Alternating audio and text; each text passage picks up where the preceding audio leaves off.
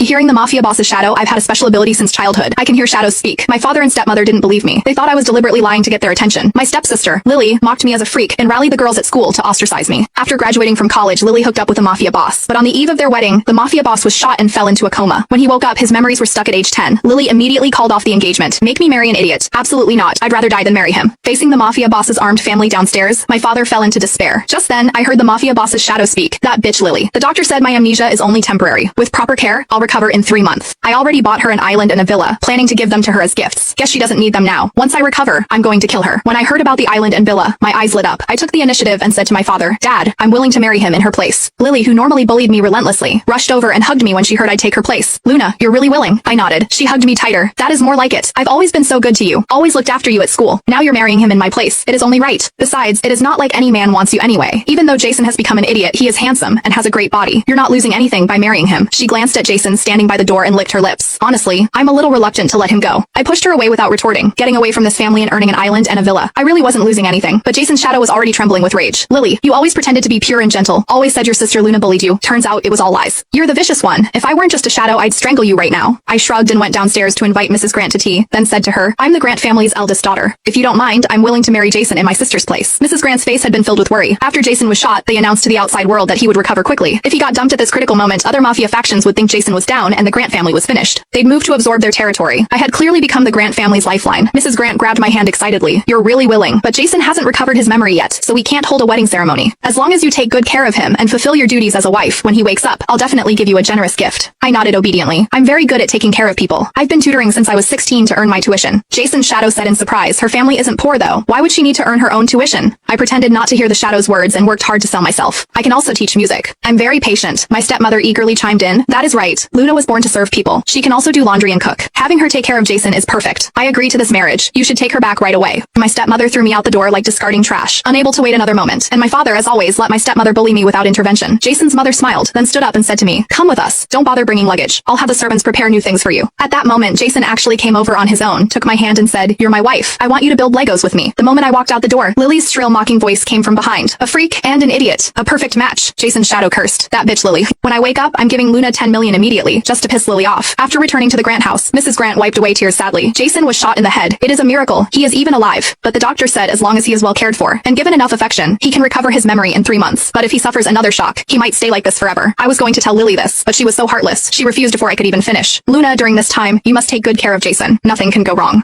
What Mrs. Grant meant was that I needed to stay by his side to help awaken his memories. At the same time, Jason's current condition couldn't be seen by outsiders. She was busy fending off attacks from competitors, so she needed someone trustworthy.